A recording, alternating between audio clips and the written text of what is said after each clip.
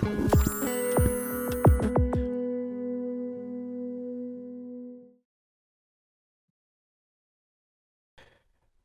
evening, everyone, and welcome to another episode of Decode Plus. I am your hostess, Taylor May, my co host, Ken Cardez, down there in the bottom corner.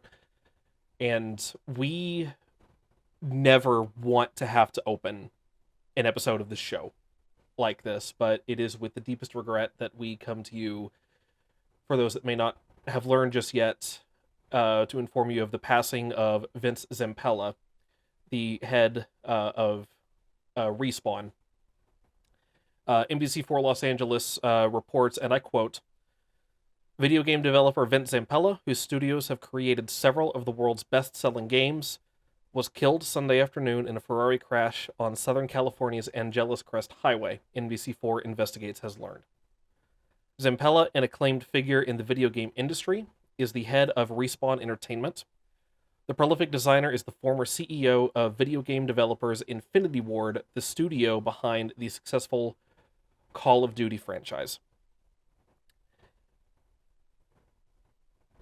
This obviously is something very, very sudden and very tragic to have happen, especially this close to the end of the year, this close to the holidays. Our thoughts and our hearts are with his family tonight as we're learning more about this. But you can't deny the man's legacy and what he has left behind in the modern era of gaming, Ken. Yeah, I mean, the man's contributions to the industry are enormous. I mean, we're talking about the guy who was part of the spearheading of Medal of Honor when that series was as popular as it was back in the early 2000s. Um, Medal of Honor Allied Assault, which was probably one of the first like modern first-person shooters to come out at that time frame. Uh, Unprecedented amount of success. And then when uh, Activision made Infinity Ward, he then went on to lead Infinity Ward, but to essentially herald the Medal of Honor killer, so to speak, with the Call of Duty franchise. We're talking about Call of Duty 2, Call of Duty 4, Modern Warfare, and Modern Warfare 2. Um, and then from there to go and create Respawn, which has given us two amazing Titanfall games. They've given us Apex Legends. He was also responsible for them creating the Star Wars Jedi games, which are fantastic titles in the Star Wars universe. And then more recently, back in 2020, where he went on to lead the Battlefield franchise, especially to the recent success of Battlefield 6. Um, this man's legacy is incredible. This is incredibly tragic. And as Taylor stated before, um, it's such a difficult time to happen so close to the holidays. I don't even want to imagine what his family is going through right now. But just from being in the industry as we are as podcasters and game journalists and whatnot, our hearts and our prayers are with his family and those he held dear, as well as the rest of the industry. This is a terrible loss for someone who was so instrumental in so many of the games that have impacted our lives as gamers. Um, it's a deep passing, and it's definitely a loss that will be felt for years to come. Indeed, I could not agree more. Um, Yeah, and so, from those of us here at Decode Plus and all of Digital Area Entertainment, our deepest and sincerest condolences to Vince Zampella's family. Our thoughts and our hearts are with you. Uh, yeah, just this. It's never easy breaking news no, like this, but again, like that's like you hit the nail on the head. That is part of our job as journalists. Like we report the good, the bad, and the downright ugly, mhm. as is the job that we took on when we brought back Decode. We we knew that this would be part of that, as difficult Yep. though it may be. We do have other more lighter topics to get into tonight, but we would um, be remiss if we did not if we did not open our show tonight with this. So again, our hearts and our thoughts with Vince Zampella's family. Um, he will be dearly missed. Yeah, so as it goes, the show must go on. And today's show is very special because it's our end of the year show. So naturally, we're gonna capstone this show with our very own 2025 Game of the Year awards. But Wait, we do first, those? we're gonna go. Yeah, we do. No one But told before me. we get into that, we did watch the Game Awards, which was about a week and a half ago ish, right? Yeah, so Yeah, somewhere around there. somewhere I around was that on time that frame. stream, so and even I don't remember. I I unfortunately was not. I was too busy playing a card game tournament. I'm sorry. Hey, you Um, you had more important things going on. Hey, no judgment, no judgment. that's the train ride was also long, so I couldn't even make the stream if I tried. Um, but yeah, lots of cool announcements. The Game Awards, typical fare, from the Jeff Keighley 3 show, as we like to call it. Um, Anything that stood out of note that was impressive to you? I mean, I kind of lost my mind over one Ace Combat 8 and two just shot in the dark predicting or guessing that it was going to be Ace Combat 8. So like Right. they started the trailer and like I could hear the radio comms like okay, so like this is clearly like some sort of like fighter jet game, something like that, just based on the radio comms and the audio that we're hearing. And like you could hear me on stream. The highlight is actually available right now on our Twitch page. You can check our videos in the highlights tab. You could hear me say, you know what, Shot in the Dark, Ace Combat. And then they revealed the title. And I had to get up away from my microphone so I could shout to the heavens, I was joking. That was not a serious guess. I was like, fighter jets, screw it, Ace Combat, we're done here. Wait, I was Yeah. right? But yeah, no, the new Ace Combat game looks incredible. I cannot wait. The game that got me interested in the Ace Combat series at first was Ace Combat Zero. And what really drew me in, how I found out about it was the butterfly effect is really all. It was an MMD animation of it was an MMD animated recreation of a battle from one of the Toho games of one of the stages between two of the characters. And in this video, they used music from Ace Combat Zero. And I Right. heard this music and I was like, oh my god, this soundtrack is amazing. What is this from? And so I looked it up and I found Ace Combat Zero and I was like, oh my god, this series is amazing. And Nice. so, like, to hear that Ace Combat 8 is now on its way, I'm just like, injected into my veins. For sure. I've never played any of the Ace Combat games, but I've always heard how great the soundtrack was, and my friends who are into the series would play the music for me. I'm like, man, this is some really banger music. And then one of the tracks that actually sticks out to me is actually not in an Ace Combat game, but it's the Ace Combat stage song from one of the Sonic and Racing. I think it's All Stars Transformed that was on Okay. like the Vita or PlayStation, back then. That game just has incredibly remixed music from all of Sega's games, but the Ace Combat stage was just that was some sweet remix. Mm-hmm. So I definitely agree with you on the music on that. I've never played a single Ace Combat game. I don't know how they play. I Probably not my thing. But the music is definitely something I could agree that that game has oozing out of it in spades. Mm-hmm. It's like the joke. This obviously is not the case, but it's like the joke. Ace Combat at 100% strength, you see everything. Ace Combat at 99% strength, and it's just the soundtrack. That's not the case at all. There's so many more things that there are so many more factors that play into what makes Ace Combat such a great game. The writing, the voice acting, the art, the animation, just everything about it is just mwah. and I cannot wait for Ace Combat 8 to hit. I honestly, I just might feature it here on the channel when it drops. I'm that excited for it. That's awesome. Yeah. I think one of the big announcements for me was Resident Evil Requiem, where we finally got Uncle Leon confirmed Yes, amidst all the he's rumors. back.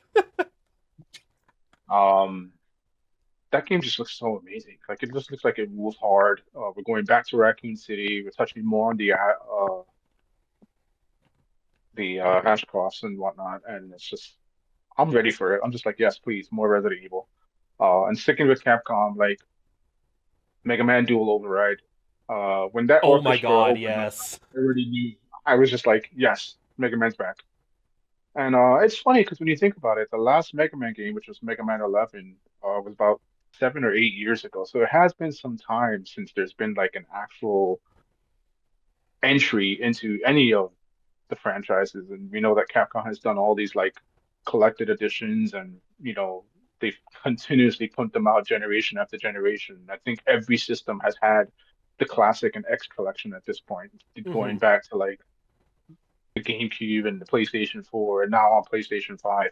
We're finally getting the Star Force collection, which drops in March.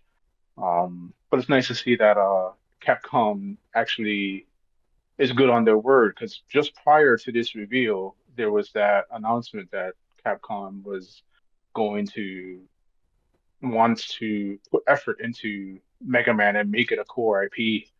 And it's funny because at one point, when I mean, of course, I'm dating myself here. We're talking about during the old NES and SNES days where Mega Man was front and center most of the time. Like there was a Mega Man release almost every year between Nintendo and Super Nintendo, and eventually into the PlayStation era. Um, so it feels good to know that Capcom wants to put the effort back into one of the franchises that made them a household name and elevated to the point of what they did with like Resident Evil, with the recent games in Resident Evil, what they've done with Street Fighter, bringing it back into the competitive forefront. Um, so it's long overdue and it's about time. That's how I look at it. Absolutely. And I was someone who was never really exposed to Mega Man as in my younger years, and a lot of that had to do with the fact that I wasn't allowed to have a game console as a kid of any Mhm. kind. So I've brought this up on the show before that I've missed out on a lot of gaming titles and gaming hype from my early childhood years. That the past few years or so I've been playing catch up on a lot of that stuff. So this new Mega Man title, it honestly has me excited because oh my gosh, this is a Mega Man title that is actually going to be accessible to me on modern hardware. I'm not going to have to go out of my way to find a console that can run an old Mega Man game just to be able to play it. So that has me hyped. At the same time, not really all that excited for Mega Man, and that is only because I suck at platformers. I suck at them. I am so bad. Those are But the games that I cut my teeth on growing up. So, Mega. I mean, the thing is, for me, Mega Man was literally my first superhero before I even got into like superheroes. mhm. So that's how big, this character is to not just me as a gamer, but also just as a fan of all things nerdy and geek. Um, like when my cousin, I can't remember if he brought it over or I was over at my aunt's house and he showed me the game. I just remember my cousin was the one that was like, "Yo, you got to play this," and I just remember him booting it up, the wind, the building scroll with the music hitting, and then he just appears on the roof and his hair is just blowing in the wind, and I'm just like that alone to me blew my mind as like a 6, 7 year old Ken. And I'm just like, this music is so cool. And then when you press start, his helmet appears and he teleports up. And I was sold immediately.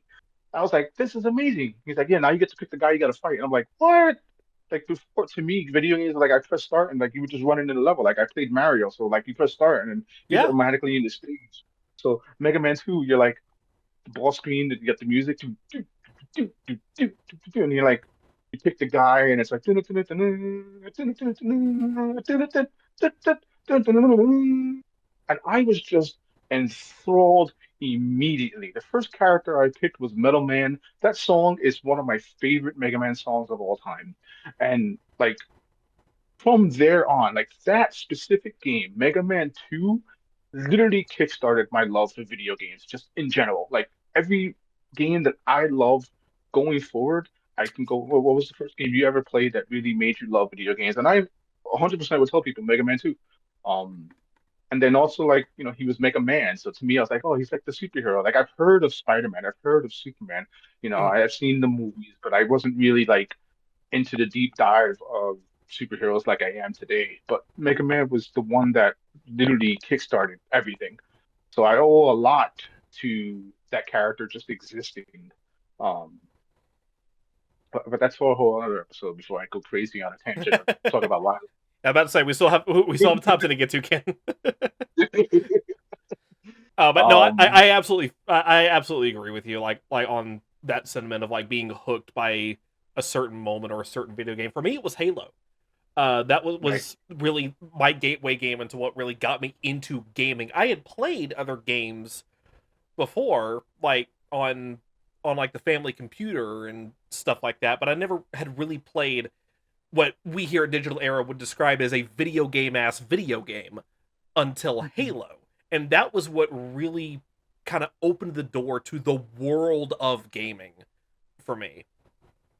So I can absolutely empathize with that feeling and with that sentiment 100%. Mhm. Um, so yeah, there were lots of good announcements. Some were great, some didn't land too well. Cough, high guard, cough. Um, Obviously, the big winner from the Game Awards was Clear Obscure Expedition 33. Out of the 12 awards it was nominated for, it won nine, which is the most ever in the Game Awards history. Um, so congrats to them. I mean, that game is super amazing. So yeah, that was their game of the year. I think since we have quite a few thoughts on certain things, especially Clear Obscure, um, I think we can kickstart now at this point with some of our honorable mentions or dishonorable mentions, as we were talking about in the Discord before we came onto the show. Honestly, let's start there. Let's just go ahead and get those out of the way. Okay, so obviously, it's come up recently that Clear Obscure Expedition 33 used generative AI during the development of their game. And as we were compiling our list of our personal, all of us here at Digital Era, or our top 10 or some of the best games that we had this year, it came up in conversation where we were like, how much or how bad is AI use when it comes to game development? And we had a lot of different opinions. Some of us understand that as a tool, it's something that's going to be used. Like there's no escaping the advent of AI in this day and age. But at the same time, we also understand that it's a dangerous, slippery slope when it comes to generative AI and how it essentially it utilizes plagiarized work. Um, and I understand that, like, as a small indie developer like Sandfall, um, where the use of it can be beneficial to kind of speeding the development process, and the artists themselves used generative AI as placeholders. And once they were finished with something, they went back and they kind of scrubbed it away. But I think where the controversy really lies is how they kind of soft lied about whether or not they used it in the first place. And another game that was almost going to make our list, Arc Raiders also used generative AI, does use generative AI in the NPC dialogue. So that kind of like slippery slope tends to be a weird scale to kind of look at from a positive lens, especially with all the negative connotations that AI has had. When you look at all the copyright issues that have come up with it, all the environmental issues that have come up for AI use. Um, but eventually, we all agreed that we take a very firm anti-AI stance. And a lot of that is because, like, as fledgling indie developers of ourselves, we're making our own wrestling-themed visual novel, Kokoro no Pro, and we have an actual artist on our team, and we were like, it did come up like, hey, should we use this to kind of like make things a little easier? And we said no, we want to do this the quote unquote legit way, and we want to use actual art. We want to have the artists have their work front and center. So, shout outs to Lorraine for all the wonderful assets that she has provided with the characters in Coco and Pro. And if you want to check it out, it's over at our itch.io page. You can check out our demo Links are in of, the chat right now. Thank you very much, Mario. so I think, because that's our stance on it, we felt that Arc Raiders and Clair Obscur at very best, excuse me, we would give them an honorable mention. They are good games. Like that's not to take away from the fact that uh they're evil or whatever. No, they are fantastic games. If you in any other world, Clair Obscur probably would have been our game of the year, just like it did when it did the whole Game Awards sweep. They were this Um, close. They were they were this close, this so close to great. close. You almost had Um, it. But yeah, so honorable mentions to Arc Raiders and Clair Obscur Expedition 33. Um, I think another honorable another honorable mention, at least for me personally, this is definitely my own personal throw into the honorable mentions. I love that this year we got the return of awesome ninja action games. Ninja Gaiden Ragebound, Ninja Gaiden 4, but the one that definitely takes the cake and is probably one of the best ninja action games I've ever played, Shinobi Act of Vengeance from Sega. Uh, I was blown away. Like, I'm a huge fan of the PlayStation 2 Shinobi game, and if those of you who have played that game, you understand how hard that game is and how awesome it was and how great the music was. This felt went back to the whole side scroller action thing. Just ninja action games were some of the most hardcore platforming action things you could ever find on any system. Talk to any veteran gamer. If it's not Ninja Gaiden, if it's not Shinobi, they're gonna mention Tenchu, you know, insert other ninja game here. Like they're just phenomenal. And I like that this year we got the major comeback of that particular genre. And the best of the best of them, of course, Shinobi Art of Vengeance. Um, Fantastic title. Uh, Going down our honorable mention list, we do have a trifecta of quote unquote indie games because I'm not sure if one of these really is an indie game, considering that it comes from Giant Squid. But I did want to talk about Blueprints and Sword of the Sea, and another game that I thought was fantastic to play was a game called Wanderstop. Um, I think I'll start off with Wanderstop just because I know that that's probably one a bunch of people may not have heard of. Sure. And Wanderstop is definitely one of those. It's in that cozy game genre, so to speak. It basically is about this person who's a former warrior, and she is tired of combat. She's taken a lot of painful losses, so she opens up a tea shop with an aim to kind of like heal herself through essentially the gameplay of brewing your tea and you plant seeds and you grow seeds to make more useful tea. And that's literally the whole game. Like I don't normally play cozy games like this, but this one, the team making is just simple and fun to play. But what I really liked about it was the rest of the game where you can roam around, you trim the weeds, you water your plants, you do all sorts of like the kind of like the Animal Crossing style type stuff. Um,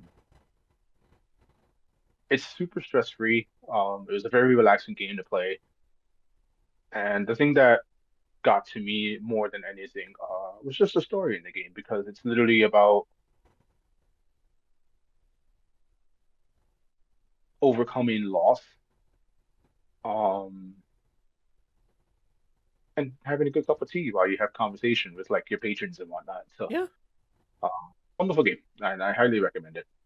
Um, Blueprints was a puzzle game, and it was a play on words because it's the royal title Blueprints.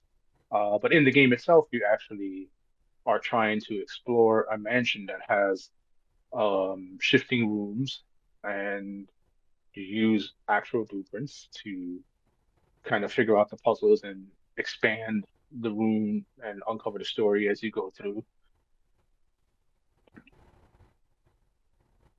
And another one where like the story is just really, really, really cool. Um, I don't want to spoil it too much because this is just the honorable mention one. Um, but I highly recommend it. If you're into puzzle games, Blueprints is super fantastic. Made by a very small team. It took over about 8 years to make this game. Oh, damn. Um, yeah, like they were working on this for a long time. Multiple endings. There's just a lot to love about this game. Wow.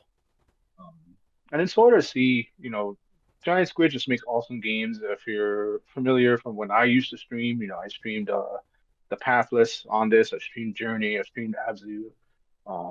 This is another one of those kind of games where the story is largely told metaphorically through the imagery of the game.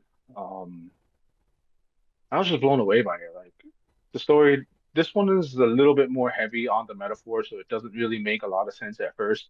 But then when you get to the end, you kind of like that aha moment happens. Hmm. But I highly recommend it. Sort of see, great game. Um, and I think that's all our honorable mentions, I right? believe Yeah, so. that's all. Yeah. So now we make way to our top 10 Uh, games. Before we do, I do need to actually update one asset here on the screen. In nod to what I believe should have been our game of the year this year, but I was very firmly vetoed on. And you know what? Fair play. I have an updated name card. I realized I forgot to slap on here. So thank you, Mario, for this. And there we go. Taylor May, Um, HCW project director and professional boxing trainer in Uma Musume Pretty Derby. uh, good one. I accept. I'll take Oh it. man. Alrighty. Yeah, Uma Musume is fun. I don't discourage it, but I was not gonna put it in game of the year That's fair. at all. Just no. Gotcha, no. Anyway, so this is our top 10 games of 2025. And we're gonna start off with a game that definitely fits the mode of what we like to play here at Digital Era Entertainment. It's another visual novel, and it's also a tactical role-playing game. And that game is the 100 Line Last Defense Academy. This game surprised me greatly because I normally don't play a lot of visual novels. I also normally don't play a lot of tactical games. But this one, I heard like everyone's like raving about it because the story is really good, and that's one thing that we love here, especially here at Digital Era Entertainment. We love games with really, really good stories or anything that has a strong narrative. Oh, Uh, such a sucker for a good narrative. yeah. Um, so this one, it's obviously, very much in the anime vein of things. You star as a high school boy in it's like this underground school in a dome structure. Um, and you kind of have to like defend the school from invaders. Um, and one of the cool twists, and I think what I want to do is spoiler warnings, I guess, is talk about like a cool moment that's in each game. on why this game earns the accolade that it did and why it hits our top 10. Go for it. Um, so I think we should have a big spoiler warning just in case people want to go into these games blind. Yeah, hold on, Um, Ken. Ken, I got you. Moving forward. Spoiler warning. All right, you're good. okay. So as you go through the battles in this game, one of the things that comes up is you're able on the 100th day, you can this escape pod option comes out. You're like, oh, cool, we got an escape pod. We're ready to evacuate. But the twist is that at any point during the game, that escape pod was available. And the main character regrets the mistakes that they made, and he wishes he could change the past. And in a twist, he gains a power that allows him to travel back in time to the first day. And then from that point on, the game changes dramatically because you can make all these different choices that you did across the rest of the game for the 100 days, and it changes the outcome of the missions. And at any point, if you want, you can go back and start it over. So you can play this game endlessly if you want to. But there's also like different endings based on certain choices that you make and whatnot. Um, but I think that was one of the things that sold me on the game was how like they took the time travel mechanic. Time travel is no stranger to things in video games, movies, or whatnot. And they kind of put like this interesting twist on it on all the things that you've done in the game so far. And if you don't like the outcome or you don't like where it's going, hey, just go back and do it over again if you want.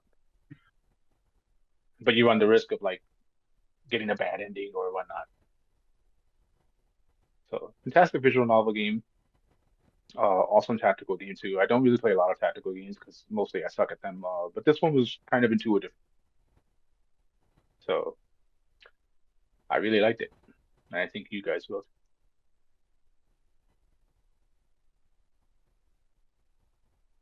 So moving on, that was our number 10 entry. Number nine is a game from Double Fine Studios, not made by Tim Schafer. Let's just put that out there, but it's by Double Fine. And it's a game that I didn't think I was gonna like when I first saw the trailer, and then I played it, and it's another one of those quiet, silent, metaphorical stories that I love. I love when a game can tell a story without the use of any dialogue. I love when video games, especially, tell a great story with imagery and events that happen in the game. And that game is Keeper, in which you control an animated lighthouse, gain sentience, and you're able to move around. You use this light to kind of interact with the environment to remove obstacles and make forward through your progress. You're accompanied by a this bird creature whose name is Twig, and as the lighthouse with the light, you have to protect the bird. The bird is allowed to do interactions with the rest of the world to kind of help you go through the game. And as you progress through the game, the story kind of makes itself known. You figure out that there's this swarm of creatures that are very parasitic. They call themselves the Wither.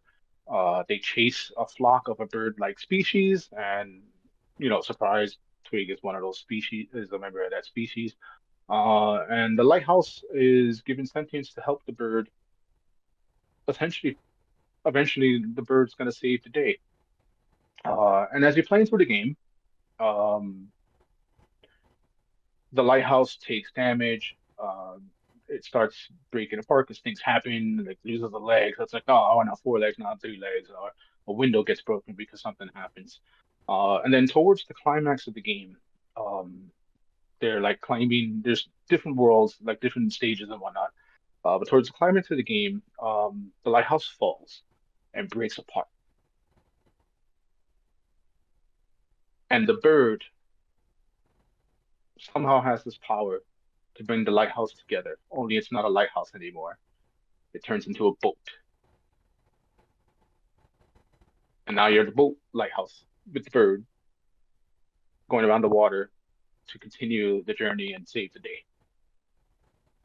Like when it fell, I was like, "There's no way. Like, what's it's gonna break apart? What am I just gonna play as the bird the rest of the game?" Like, nah, bro. Lighthouse boat.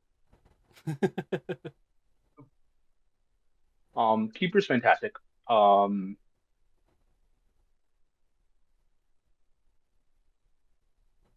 I I can't recommend it enough. In the same vein of Keeper, another indie game. This one's more of a kind of like that walking simulator style game. It's also available for VR. It's a first-person adventure game, and this game is called The Midnight Walk. And it's first of all, it's just the design and look of this game. It's almost like this claymation arts and crafts kind of look. Um, it almost feels like it was done in stop motion sometimes. Um, and it's very linear. There's no like deviating from the path on this one. There's no combat whatsoever. Um, you're this character named Pop Boy. He finds fire and matches, and you got to use that to like burn candles to light the way through. And it's got a little bit of a puzzle thing where you got to light the fire to distract a creature or whatever, and then kind of just make your way through. Um, one of the things, because it's a first-person game, one of the other key mechanics to solve puzzles is you have to close your eyes and listen for audio cues because the environment is trying to help you as you play this game. So definitely play this game with a headset. But playing the game, you have the mechanic to close your eyes and you can hear like sometimes it's a voice, sometimes it's a music cue, and you can look in the direction of where it's going to kind of go through the puzzle. Hmm. Um, and that mechanic, this is the moment where the game sold me. That mechanic lets you reveal secrets. Um, it also helps you kind of remove obstacles in the game. There's one point where it's like you got to look at the path, and the real path is you close your eyes, but then when you open your eyes, you see like the path kind of like, oh, that's where it is, but then it's hidden and you can't go through it. So you have to close your eyes and move forward as the character. Um, and Mario, it's just Mario in the chat. Insert Pompeii lyrics here. But if you close your eyes, well played. um, but yeah, the whole point of the game is you're traveling through this post-apocalyptic world to bring light back to the world. Um, and it's just such an artsy fartsy game. And I loved it. And I think everyone who plays games like that, games like Keeper, games like Midnight Walk, would definitely appreciate what it has there. So that was number 8. So now we get to number 7. Number 7 is interesting because this game, the original uh, game, was almost a game of the year. But then, the year that was 2020 happened,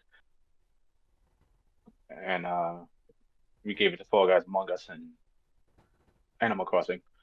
But the sequel, Ghost of Yotei, comes out. It's a good game. But why is it down at number 7? As a video game, Ghost of Yotei is wonderfully wonderful on the technical aspect of gaming. It's got great graphics, the music's fantastic, the gameplay is really good. The story's pretty interesting for the most part. I think the biggest detractor and why this game isn't higher on the list is that it was pretty much Ghost of Tsushima all over again. And there's nothing wrong with that, but I think in a day and age where sequels always try to outdo their predecessor, I think people were kind of expecting more, or at least maybe I should have tailored my expectations a little bit. Um, but it just felt like the same game, just different character and different story. Um, but it's still a very solid foundation that's there. Like Mhm. Sucker Punch can do no wrong. They make amazing games, and Ghost of Yotei is just another one of that particular the penchant that that studio has. Um, as for a specific moment that happened in that game, same thing in Ghost of Tsushima. If you remember the intro when you're riding the horse and it goes into the field and the music crescendos, they do that again. And you're just like, yeah, this is a sucker punch samurai game, and then just it kind of just follows the beats of Ghost of Tsushima in that safe sequel way. Uh, I wouldn't say it was disappointing. I kind of wanted it to be more than Ghost of Tsushima, and we didn't really get more. We just kind of got the same thing all over again. So that's why Ghost of Yote is not higher on the list, but also worthy of being in our top 10. Um, You think maybe in a year or but two we'll get the third installment of the Ghost of Yeti? I'll see myself out. we're gonna get we'll get Ghost of something at that point. Um,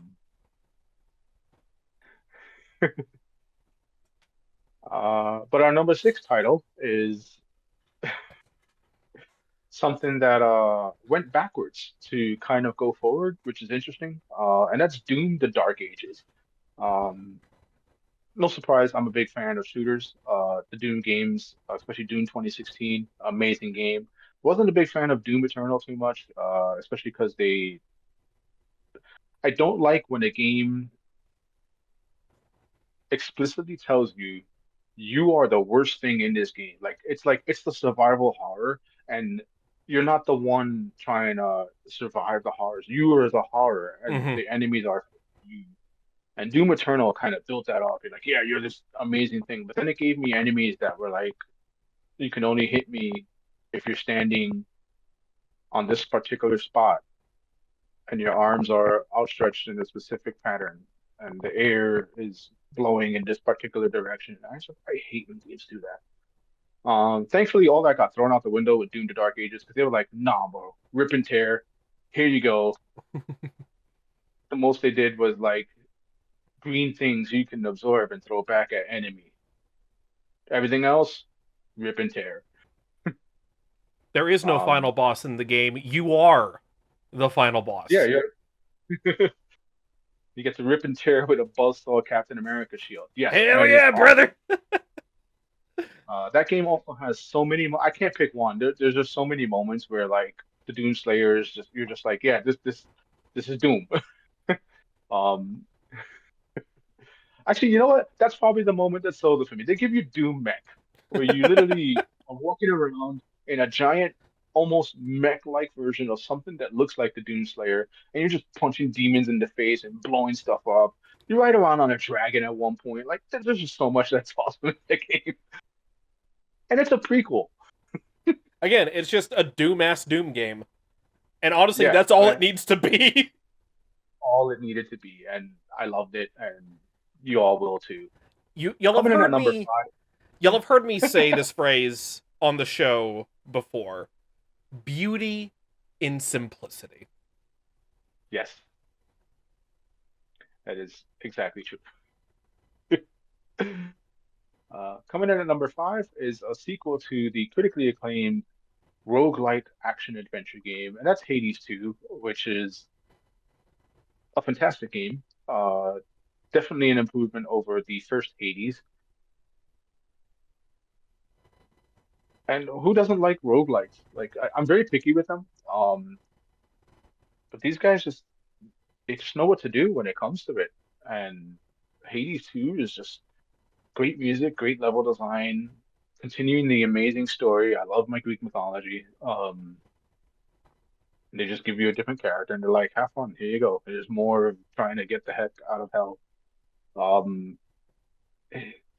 as far as like a moment that was in Hades 2 that made me love it, just the fact that the game exists.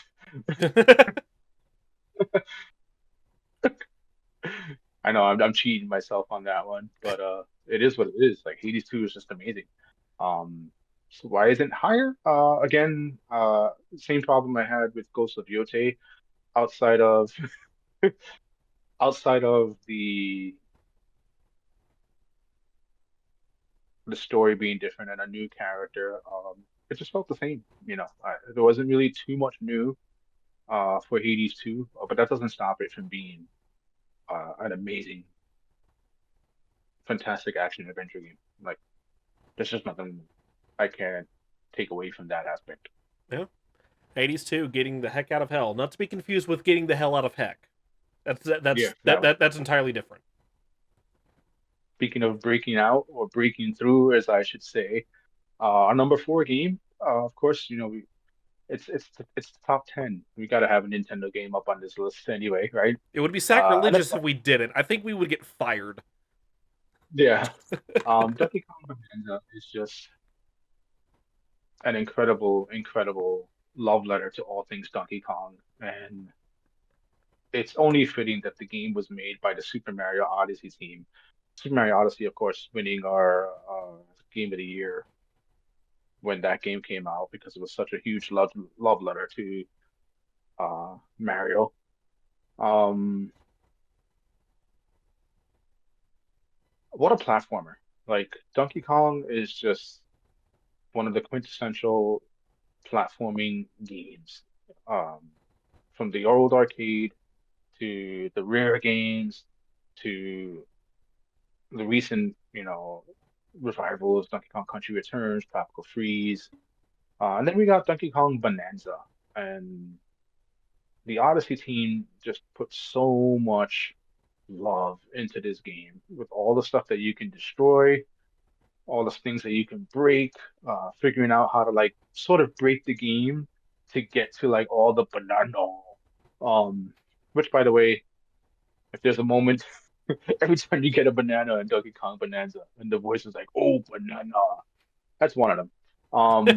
But honestly, like the game is just such a joy to play that I'm like, this is the Nintendo experience. Like, if we can take anything away from Nintendo and their concept of how they design games, fun is the word that always comes to mind Yeah. when it comes to Nintendo games. Um,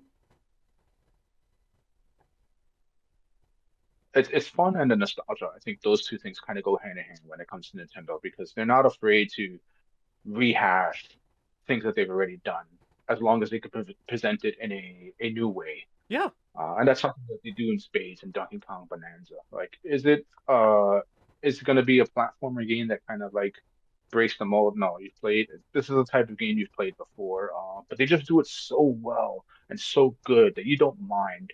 And the fact that this game just touched on all the eras of Donkey Kong's history, so much so that one of its defining moments and one of the reasons why it's solidified in my mind that it should be in our top 10. Spoiler warning. At the end of the game, you're trying to track down this vanadium root. It's this thing that's stuck in the core of the planet. You got to get to the core of the planet. It's just this gold thing. You're like, but we got to get this gold thing. And the bad guy of the game, Void Kong, you have this boss fight and you think it's over. And Void Kong's like, nah, I'm gonna wake this thing up, and then it gets touched, and then it wakes up. And the big surprise twist is that the vanadium root that you're trying to hunt, isn't a vanadium root at all. It's King K. Rool, and he's back, complete with fake out credits. Um, that final boss fight and final stage, and like it's a multi-tiered boss fight with a stage that you have to go through. Um, just playing to the way like when it was all said and done and we got the actual ending, I was just like, bravo, Nintendo. Bravo. So, And even the fate, in other words, it is a Nintendo ass Nintendo. You get the point. yeah, pretty much. Um, and even right down to the remix Gangplank Galleon song that plays because King Boo wakes up, you fight boss fight, he falls down into the pit, whatever. You're like, oh, it's over. We're gonna ride the Vanadium route to the top, and then they do the little, Gangplank Galleon with the fake credits, and then he shoots up as you're riding this vanadium thing to get to the surface, and he's like, "It's not over," and this rock version of the Gangplank Galleon just kicks in with that same, and then it's just the guitar riff of Gangplank Galleon, and you're just like the absolute cinema of that moment is just so fantastic. Donkey Kong Bonanza, absolutely worth it. If you have a Nintendo Switch, this is a game you should have. Like you should be playing. That being said, we have now reached the podium spots, our top three games of 2025. Um, Number three should come as no surprise, especially if you're a fan of Metroidvania games, and if you're a fan, more specifically, of the Hollow Knight games. Silksong comes in at our number three spot, and what an amazing, amazing Metroidvania. And especially in the Hollow Knight games where it has such a fantastic story. Like the first game was a lot of this like tiny little character trying to prove themselves as the underdog to save their world and all these things.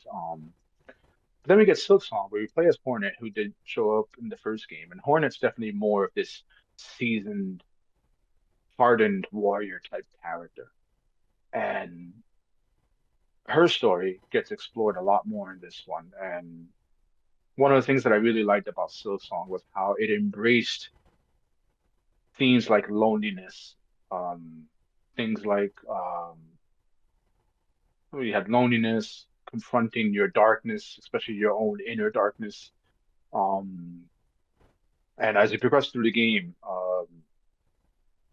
there's secret endings and stuff like that. And when you get the actual like final ending, spoiler warnings, of course, um, it comes to a head that one of the characters that you fight, who's like the boss of the game, she's not evil. She's just really afraid of her darkness. And Hornet as a character is like, if you believe in yourself, you can see the way and we can save our world. And it's just such an endearing, like applause-worthy moment for the type of character that Hornet is. And Silk Song is just an amazing, amazing title. I can't recommend it enough. Like I I was afraid I wasn't gonna like it because I waited a bit. I watched some videos and I was like, oh man, this game looks super hard. I don't know if I'm gonna be able to do it. Um, but it's one of those hard games that you're like, no, I can do this. I just gotta get the timing down. I can overcome this. And I love when the gameplay matches the theme of the story. The whole thing of like, I'm gonna keep trying until I get this done. I'm gonna try over and over again. I'm not gonna give up. And that's literally the story in the game. Yeah, it's another Celeste. That's exactly true. Um, I love this game. And I just think like the moment when she confronts Lace at the end of the game, and you go down, and you eventually got to fight like the evil grandmother who's possessed by the darkness. Um, I was just like, this is so sad and so heart-wrenching, but we're gonna do it because we gotta save the kingdom, and all Yeah. that stuff. It should come as no surprise as to what our number two game is, especially because I'm such a fan of Hideo Kojima. But Death Stranding 2 on the beach.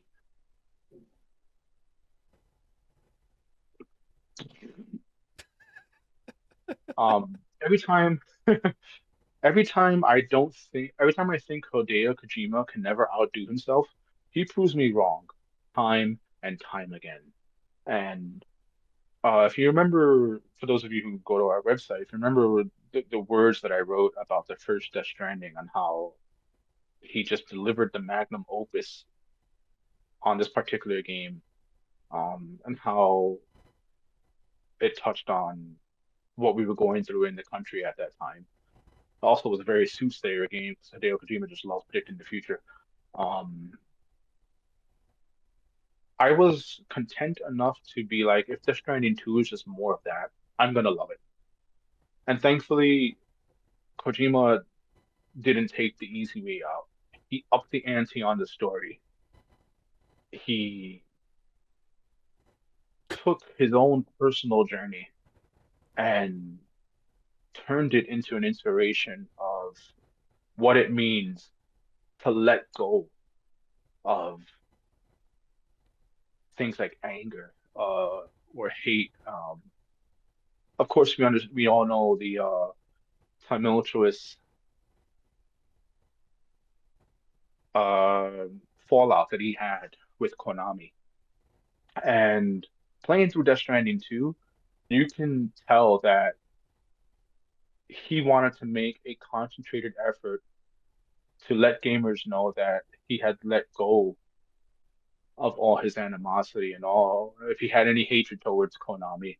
Um, if you look at so many specific moments in this game, um, he was willing to be like, I'm gonna let bygones be bygones. It happened.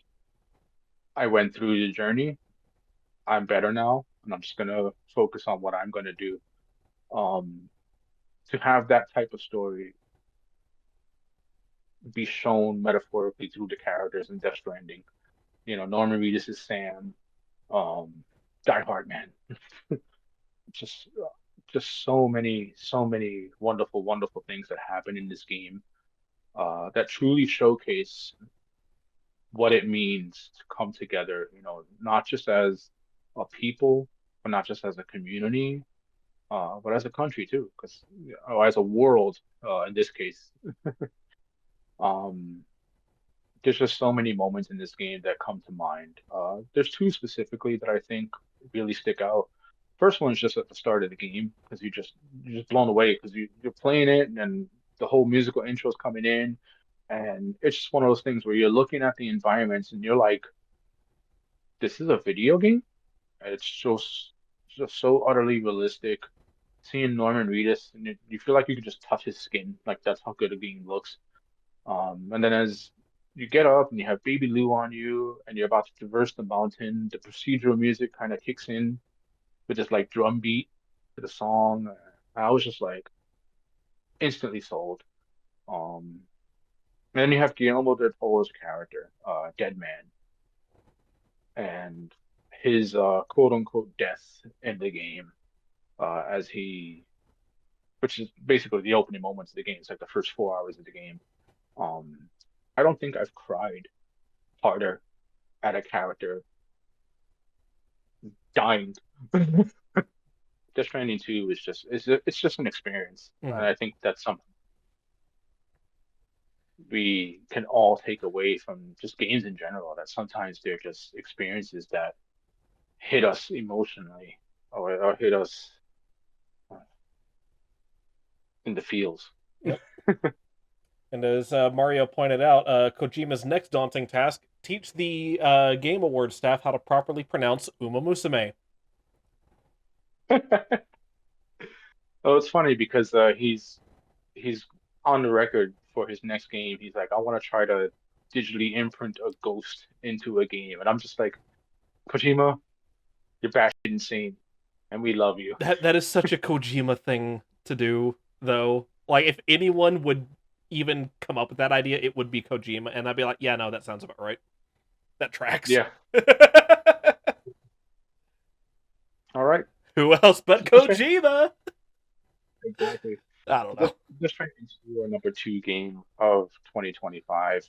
Um, but for all the bells and whistles, for all the marbles, so to speak, our 2025 game of the year definitely tracks with what we love here at Digital Era Entertainment.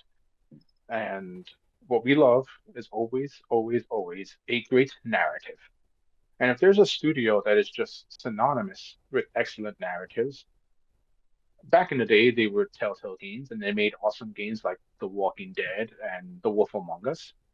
Those devs have since moved on. They now have formed a new studio, Ad Hoc Studio. And of course, that means that our 2025 Game of the Year is none other than Dispatch. And Dispatch is a superhero game where you're kind of just living the life in an office as the guy that sends the heroes to go on their missions and stuff.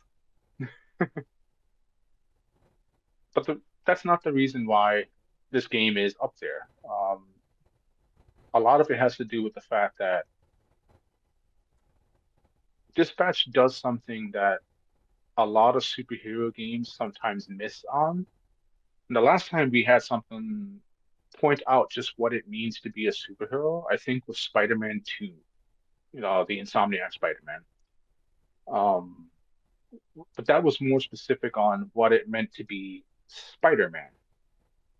Dispatch kind of unveils the curtain on what it means to be an actual superhero and what happens when a superhero sort of loses their powers.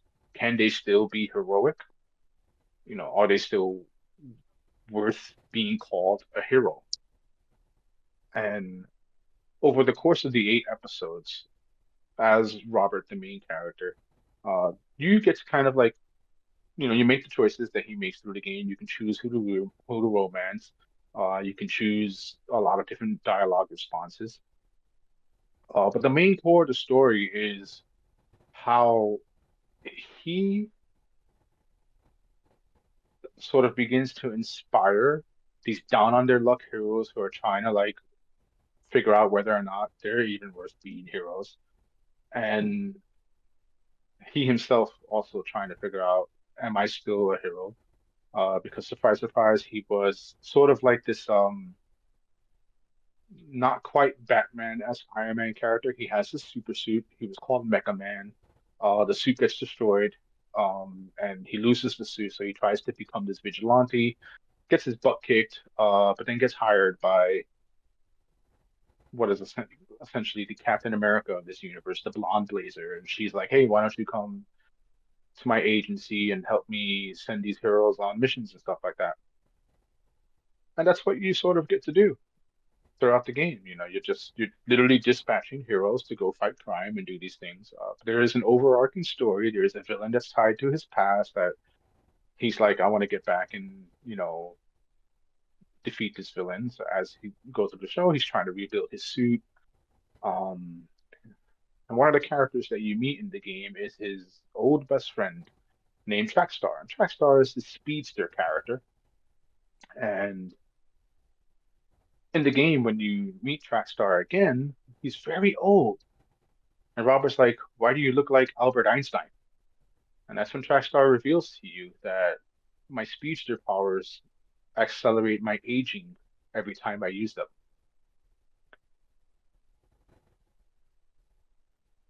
And in one of the episodes, you have the cliche mentor character and hero, the mentor and the mentee. They're having a discussion on what it means to be a hero. And they talk about like why do we choose to do the things we do. And Robert eventually looks at him. He's like, I think it's like you've mentioned to me before. We do this because it's the right thing to do. Um, and that's where Trackstar, known as Chase now, he's kind of like, yeah, that's why we do it. We do it because at the end of the day, we're heroes and it's the right thing to do. Throughout the course of this game, of course, you can choose to romance Blonde Blazer, or you can choose to romance one of these down on their luck other superheroines, Invisigal. She's a former villain who can turn invisible as long as she holds her breath. Um, Unfortunately, she's also asthmatic. So she has a device in her chest that when she was a villain would be able to help her breathe. Now that she's no longer a villain, it doesn't work, so she has to take an asthma pump to essentially be able to breathe and do the stuff she does. She tries to help Robert get some piece of his suit, turns out to be a trap by one of the villains, and the villain kind of kicks her asthma pump away from her, and she's there. He throws gas. He's like, "Peace out," and she's there choking. And Robert's there on the dispatch being like, "What do I do? What do I do? What do I do?" And he looks, and Chase's dog is on his lap, and he looks over to his right, and old man Chase is there, looks at him, and says, "Keep up."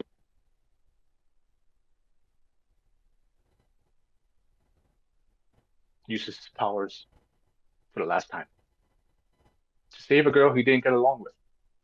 Why? They're heroes, and it's the right thing to do. That was episode 6. Um, the wait until episode 7 and 8 was agonizing after that. But just to give you an idea of just how hard hitting this game's story is, just that moment alone, I was just like, damn, they went there. Dispatch is amazing. Ad hoc, being former Telltale devs, they're back. We're so back. Um, Games' art is just fantastic. And if there's any game on our, like all these games have a different showcase for art. But some of the best art is always in comic books and superhero stories. And Dispatch is just probably one of the best games of 2025 that I've played. And I think many would agree. In a perfect world, Clear Obscura would be there. Or we could have just given it to Helldivers 2 again because man, Helldivers 2 is just game of the year every year until Sony screws up The heat death of the or universe the or the world. server shut down.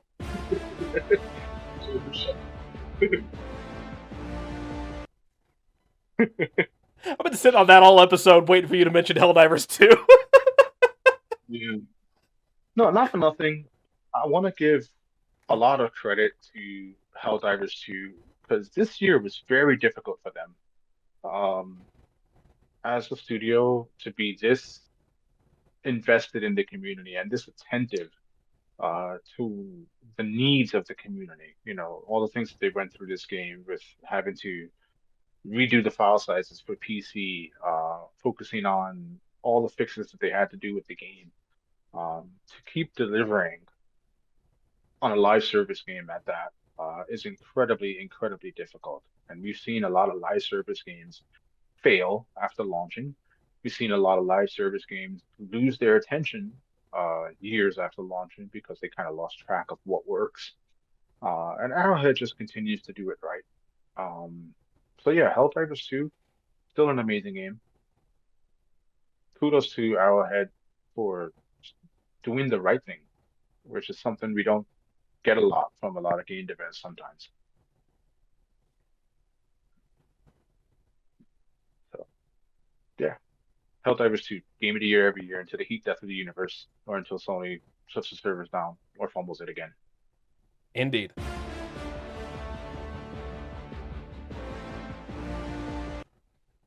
All right, I'm done. I'm putting it away now.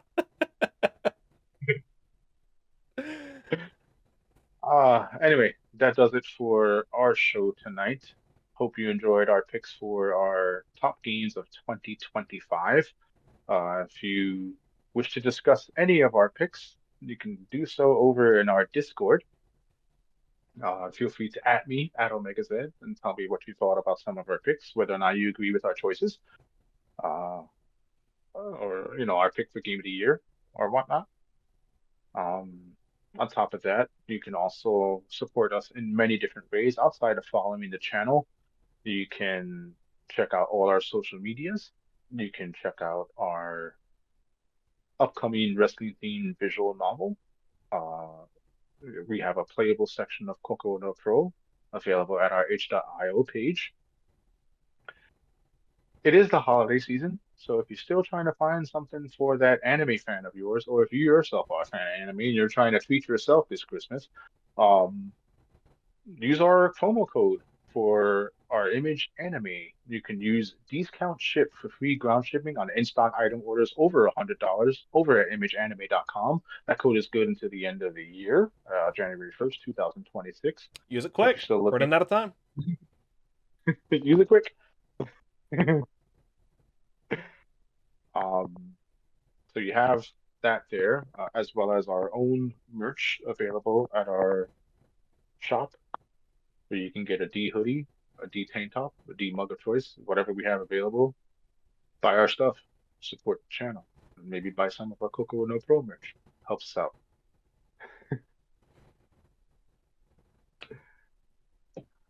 Again, thank you all for listening.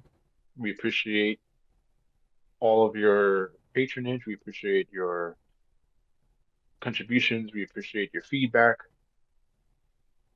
Check out digitalerentertainment.com for more. And we'll be back next year with some more Decode Plus. But until then, as always, you've been decoded. Happy holidays, y'all.